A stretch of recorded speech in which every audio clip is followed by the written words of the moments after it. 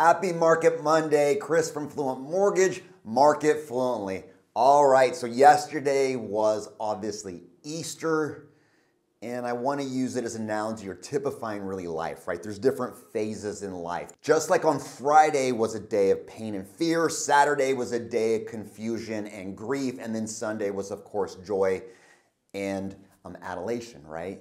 We hit those same phases in life. So if you're in one of those tougher phases, I just challenge you, reach out to somebody, right? Friends, whatever method you have to console yourself, but there's always a new day. Just like when the sun rises in the morning, there's gonna be another day. But I hope for you that you're in one of those super happy sunny days, right? And it's snowing today, what a difference, Oregon, April. All right, really wanna go over more so a concept because not many people are talking about or understand bonds. Really what's impacting interest rates as much or more so than the Federal Reserve raising rates. And rightfully so, everyone's talking about, hey, Fed Reserve is going to be raising rates 2 to 3% by the end of the year. And of course, that does have an impact on long-term rates, but understand, the Fed's rates are for short-term money, credit cards, autos, trading amongst each other. That's not real estate money, right? That's not mortgages. Where are rates born? Well, actually, here's what it is if you look at the screen. When a mommy and daddy rate love each other, they make a security and trade themselves on the bond market and they live happily ever after. They're bonds, right? Well, what are bonds? Understand, stocks and bonds are competitors. Stock market, right? Smoke and mirrors, getting huge rates of return, but we've also seen major losses. There's nothing protecting your money. So the absolute most extreme risk, but potentially extreme reward. And then there's bonds, the opposite end of the spectrum, competitors to each other. No risk or extremely little risk, but little return. And that's what's so magic about real estate, right? It's somewhere in the middle in terms of rate of return. It's collateral based. You're real estate people, why we say buy real estate, buy investment properties.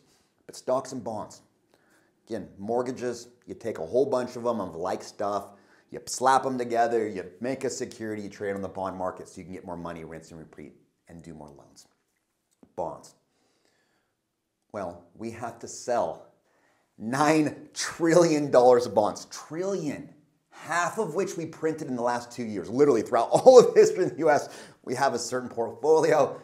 We doubled that in 2 years. So of course from inflation, please stop saying Ukraine, stop saying Russia man bad, not talking politics.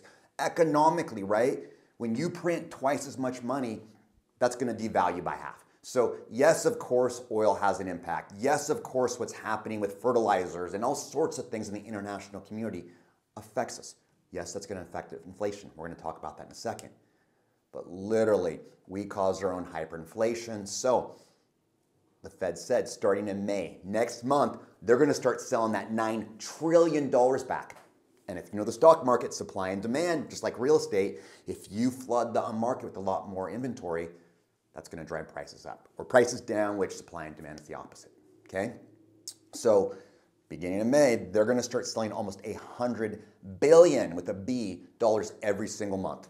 We've already seen this internationally, and that's really what started spiking up our rates aggressively in addition to the Feds.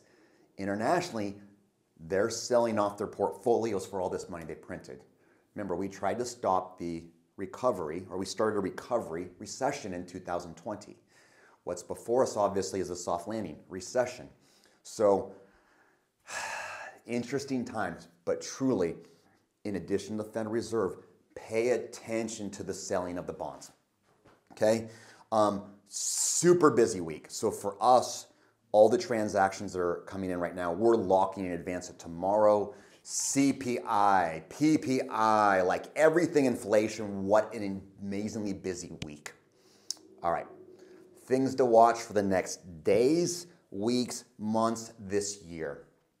First off, every single time that the Federal Reserve meets as a live meeting, they're going to jump up prime, raising rates. Beginning in May, every time they basically meet, they're going to let us know exactly how much they're selling off. We think $95 billion, so around $100 billion per month.